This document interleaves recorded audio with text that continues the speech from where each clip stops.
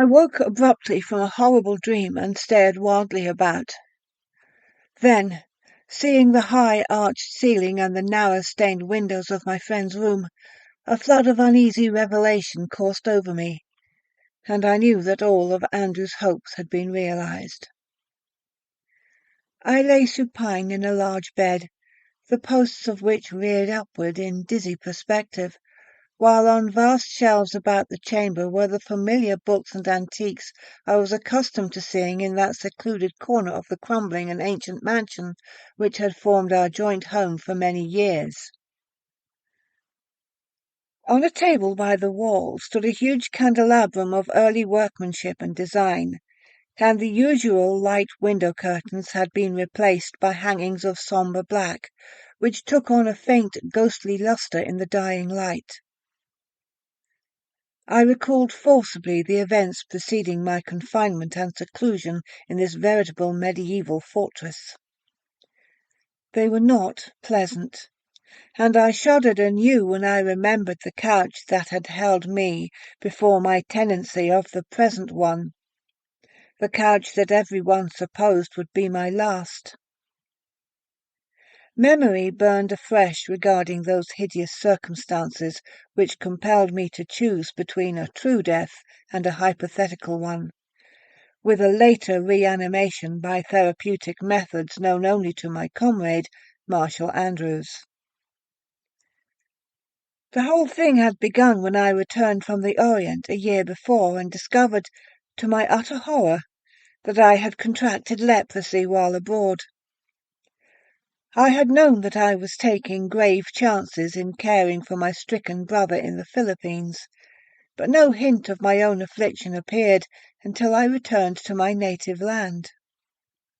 Andrews himself had made the discovery, and kept it from me as long as possible, but our close acquaintance soon disclosed the awful truth.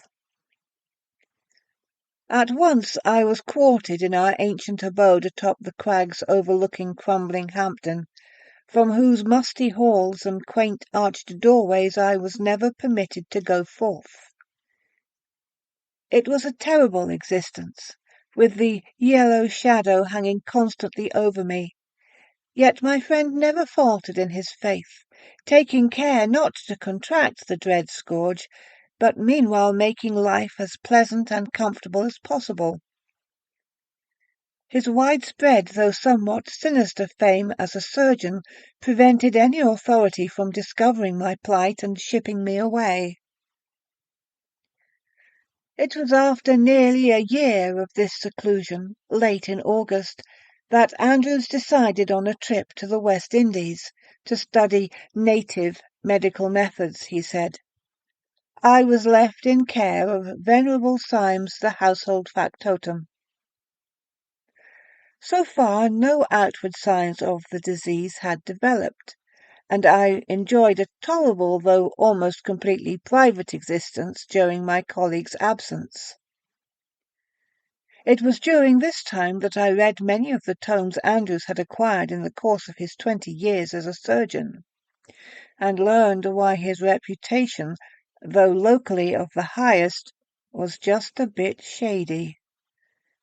For the volumes included any number of fanciful subjects hardly related to modern medical knowledge, treatises and unauthoritative articles on monstrous experiments in surgery, accounts of the bizarre effects of glandular transplantation and rejuvenation in animals and men alike, brochures on attempted brain transference, and a host of other fanatical speculations not countenanced by orthodox physicians.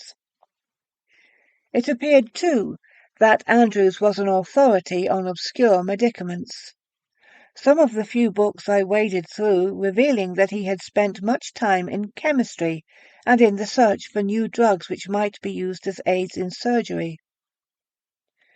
Looking back at those studies now, I find them hellishly suggestive when associated with his later experiments. Andrew was gone longer than I expected, returning early in November, almost 4 months later, and when he did arrive I was quite anxious to see him, since my condition was at last on the brink of becoming noticeable. I had reached a point where I must seek absolute privacy to keep from being discovered. But my anxiety was slight as compared with his exuberance over a certain new plan he had hatched while in the Indies. A plan to be carried out with the aid of a curious drug he had learned from a native doctor in Haiti. When he explained that his idea concerned me, I became somewhat alarmed, though in my position there could be little to make my plight worse. I had indeed considered more than once the oblivion that would come with a revolver or a plunge from the roof to the jagged rocks below. On the day after his arrival, in the seclusion of the dimly lit study, he outlined the whole grisly scheme. He had found in Haiti a drug, the formula for which he would develop later, which induced a state of profound sleep in anyone taking it, a trance so deep that death was completely counterfeited, with all muscular reflexes, even the respiration and heartbeat, completely stilled for the time being.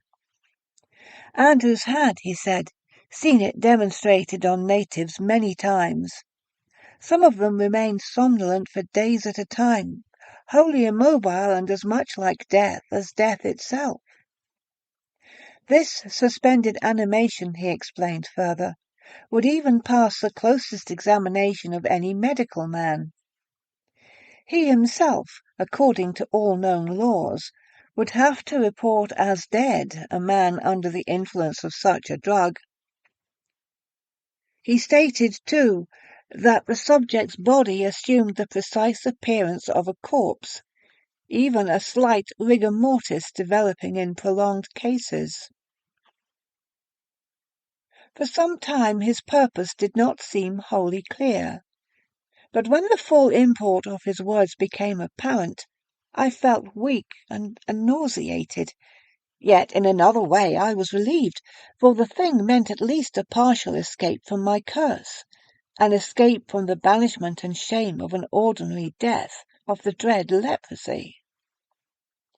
Briefly, his plan was to administer a strong dose of the drug to me, and call the local authorities, who would immediately pronounce me dead, and see that I was buried within a very short while. He assured me that with their careless examination they would fail to notice my leprosy symptoms, which in truth had hardly appeared.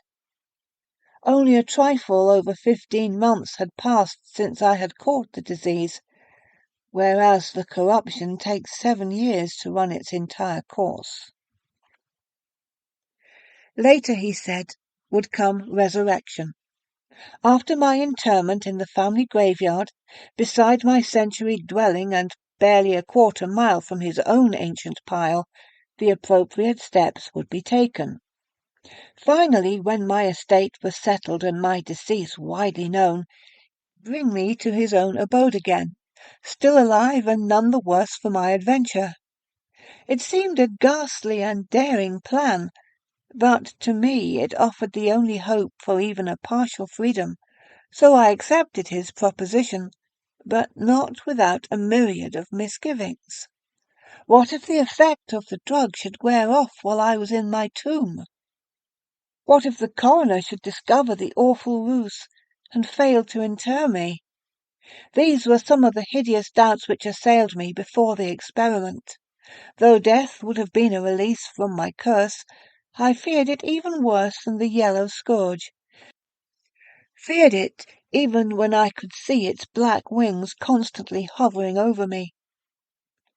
Fortunately, I was spared the horror of viewing my own funeral and burial rites. They must, however, have gone just as Andrews had planned, even to the subsequent disinterment, for after the initial dose of the poison from Haiti, I lapsed into a semi-paralytic state, from that to a profound night-black sleep. The drug had been administered in my room, and Andrews had told me before giving it that he would recommend to the coroner a verdict of heart failure due to nerve strain. Of course there was no embalming, Andrews saw to that, and the whole procedure leading up to my secret transportation from the graveyard to his crumbling manor covered a period of 3 days. Having been buried late in the afternoon of the 3rd day, my body was secured by Andrews that very night. He had replaced the fresh sod just as it had been when the workmen left. Old Symes, sworn to secrecy, had helped Andrews in his ghoulish task. Later I had lain for over a week in my old familiar bed. Owing to some unexpected effect of the drug, my whole body was completely paralyzed, so that I could move my head only slightly. All my senses, however, were fully alert, and by another week's time I was able to take nourishment in good quantities. Andrews explained that my body would gradually regain its former sensibilities, though owing to the presence of the leprosy it might take considerable time. He seemed greatly interested in analyzing my daily symptoms, and always asked if there was any feeling present in my body.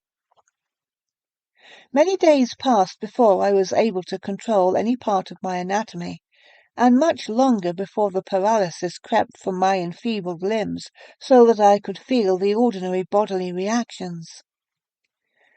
Lying and staring at my numb hulk was like having it injected with a perpetual anesthetic. There was a total alienation I could not understand, considering that my head and neck were quite alive and in good health. Andrews explained that he had revived my upper half first, and could not account for the complete bodily paralysis, though my condition seemed to trouble him little, considering the damnably intent interest he centred upon my reactions and stimuli from the very beginning. Many times during lulls in our conversation I would catch a strange gleam in his eyes as he viewed me on the couch, a glint of victorious exultation which, queerly enough, he never voiced aloud, though he seemed to be quite glad that I had run the gauntlet of death and had come through alive. Still, there was that horror I was to meet in less than 6 years, which added to my desolation and melancholy during the tedious days in which I awaited the return of normal bodily functions. But I would be up and about, he assured me, before very long, enjoying an existence few men had ever experienced. The words did not, however, impress me with their true and ghastly meaning until many days later. During that awful siege in bed, Andrews and I became somewhat estranged. He no longer treated me so much like a friend as like an implement in his skilled and greedy fingers. I found him possessed of unexpected traits, little examples of baseness and cruelty, apparent even to the hardened Symes, which disturbed me in a most unusual manner. Often he would display extraordinary cruelty to live specimens in his laboratory, for he was constantly carrying on various hidden projects in glandular and muscular transplantation on guinea pigs and rabbits. He had also been employing his newly discovered sleeping potion in curious experiments with suspended animation. But of these things he told me very little, though old Symes often let slip chance comments which shed some light on the proceedings. I was not certain how much the old servant knew. He had surely learned considerable, being a constant companion to both Andrews and myself. With the passage of time, a slow but consistent feeling began creeping into my disabled body, and at the reviving symptoms Andrews took a fanatical interest in my case. He still seemed more coldly analytical than sympathetic toward me, taking my pulse and heartbeat with more than usual zeal. Occasionally, in his fevered examinations, I saw his hands tremble slightly, an uncommon sight with so skilled a surgeon, but he seemed oblivious of my scrutiny. I was never allowed even a momentary glimpse of my full body, but with the feeble return of the sense of touch, I was aware of a bulk and heaviness which at first seemed awkward and unfamiliar. Gradually I regained the use of my hands and arms, and with the passing of the paralysis came a new and terrible sensation of physical estrangement. My limbs had difficulty in following the commands of my mind, and every movement was jerky and uncertain. So clumsy were my hands that I had to become accustomed to them all over again. This must, I thought, be due to my disease and the advance of the contagion in my system. Being unaware of how the early symptoms affected the victim, my brother's being a more advanced case, I had no means of judging, and since Andrews shunned the subject, I deemed it better to remain silent. One day I asked Andrews—I no longer considered him a friend—if I might try rising and sitting up in my bed. At first he objected strenuously, but later, after cautioning me to keep the blankets well up around my chin so that I would not be chilled, he permitted it. This seemed strange in view of the comfortable temperature. Now that late autumn was slowly turning into winter, the room was always well heated. A growing chilliness at night and occasional glimpses of a leaden sky through the window had told me of the changing season, for no calendar was ever in sight upon the dingy walls. With the help of Symes I was eased to a sitting position, Andrews coldly watching from the door to the laboratory. At my success a slow smile spread across his leering features, and he turned to disappear from the darkened doorway. His mood did nothing to improve my condition. Old Symes, usually so regular and consistent, was now often late in his duties, sometimes leaving me alone for hours at a time. The terrible sense of alienation was heightened by my new position. It seemed that the legs and arms inside my gown were hardly able to follow the summoning of my mind, and it became mentally exhausting to continue movement for any length of time. My fingers, woefully clumsy, were wholly unfamiliar to my inner sense of touch, and I wondered vaguely if I were to be accursed the rest of my days with an awkwardness induced by my dread malady. It was on the evening following my half-recovery that the dreams began. I was tormented not only at night, but during the day as well. I would awaken, screaming horribly, from some frightful nightmare I dared not think about outside the realm of sleep. These dreams consisted mainly of ghoulish things, graveyards at night, stalking corpses, and lost souls amid a chaos of blinding light and shadow. The terrible reality of the visions disturbed me most of all. It seemed that some inside influence was inducing the grisly vistas of moonlit tombstones and endless catacombs of the restless dead.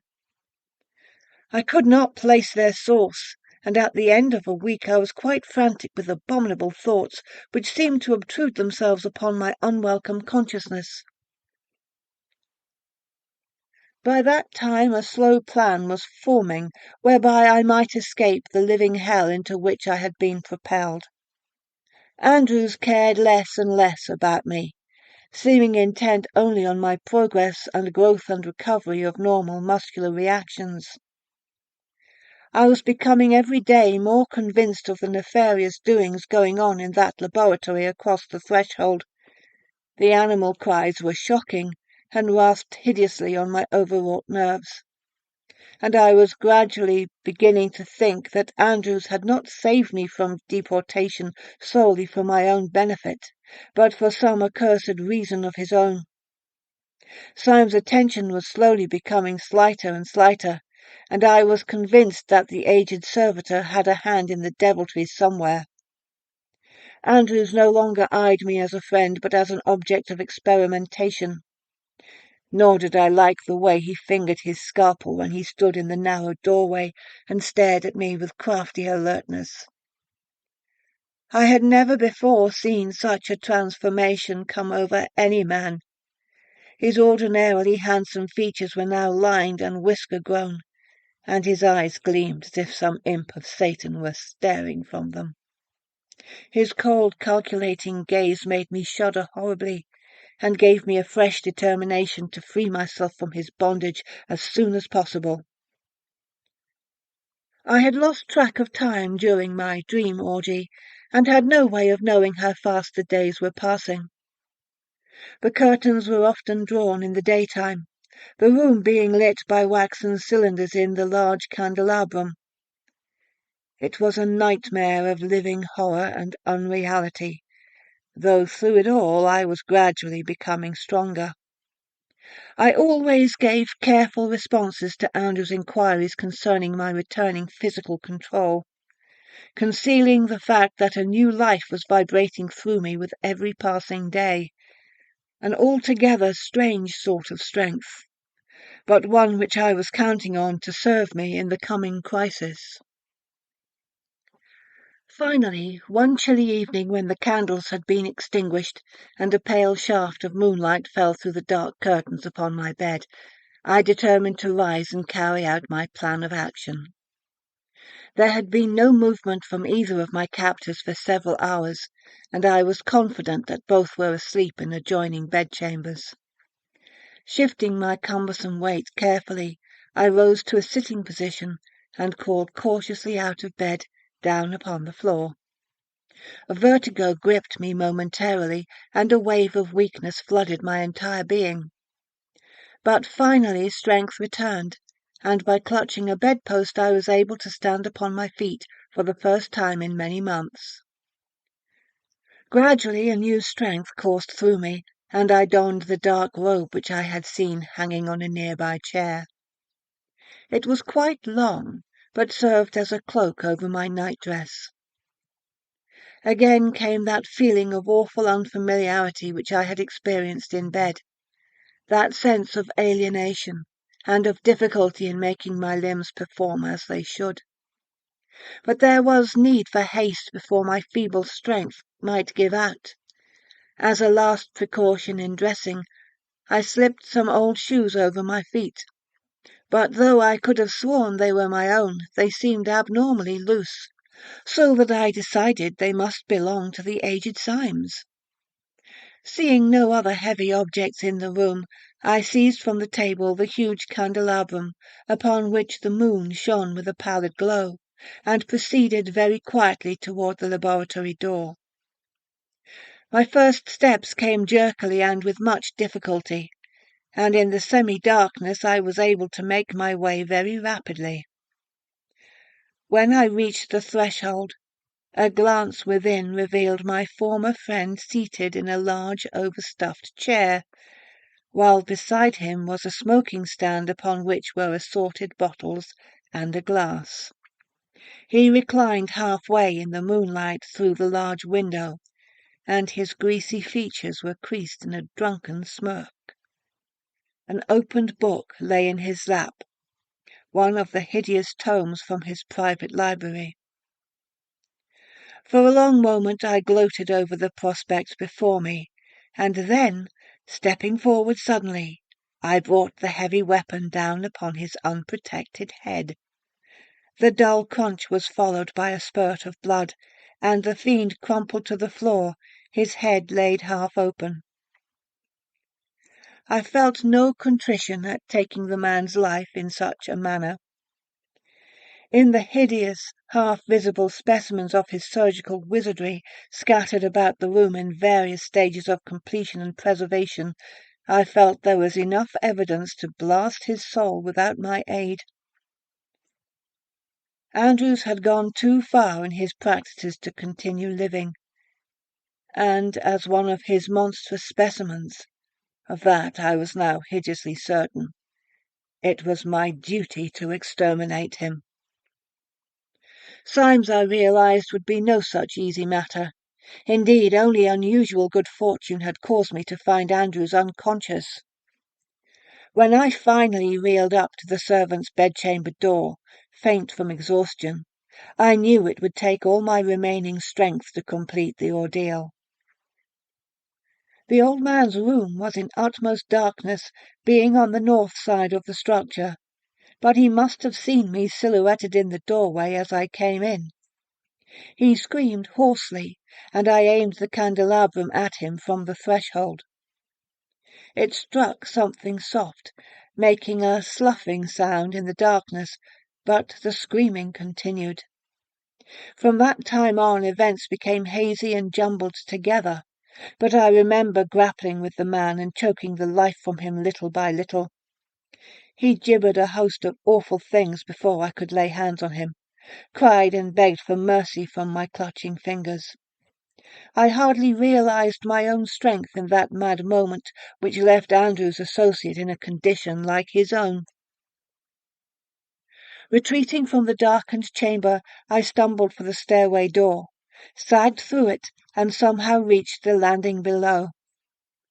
No lamps were burning, and my only light was a filtering of moonbeams coming from the narrow windows in the hall, but I made my jerky way over the cold, damp slabs of stone, reeling from the terrible weakness of my exertion, and reached the front door after ages of fumbling and crawling about in the darkness.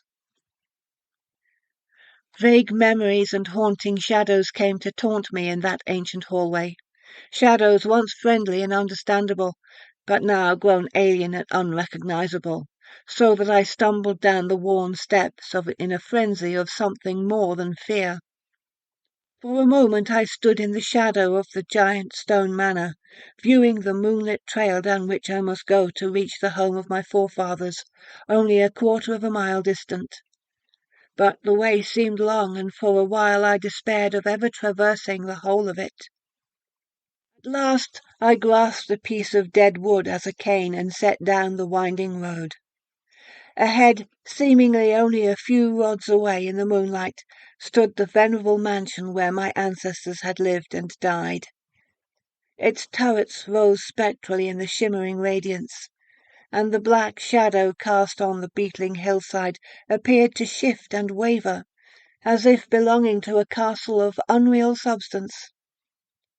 There stood the monument of half a century, a haven for all my family, old and young, which I had deserted many years ago to live with the fanatical Andrews.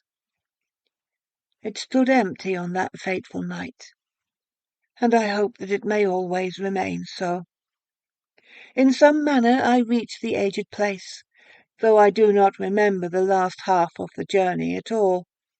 It was enough to be near the family cemetery, among whose moss-covered and crumbling stones I would seek the oblivion I had desired.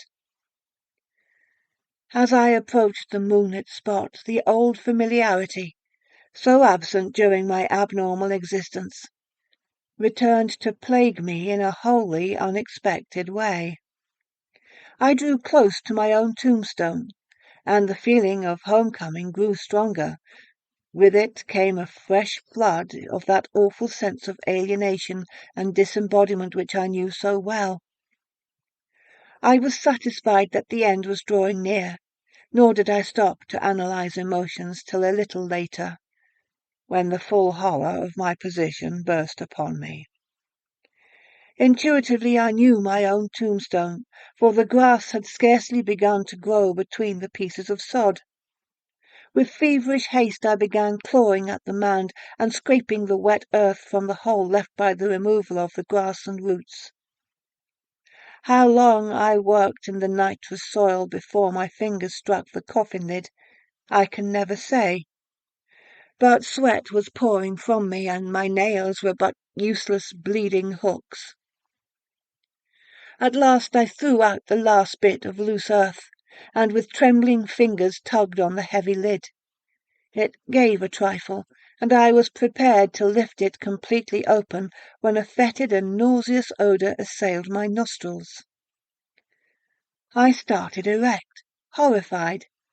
Had some idiot placed my tombstone on the wrong grave, causing me to unearth another body? For surely there could be no mistaking that awful stench.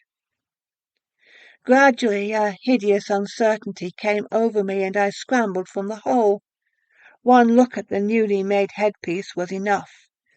This was indeed my own grave.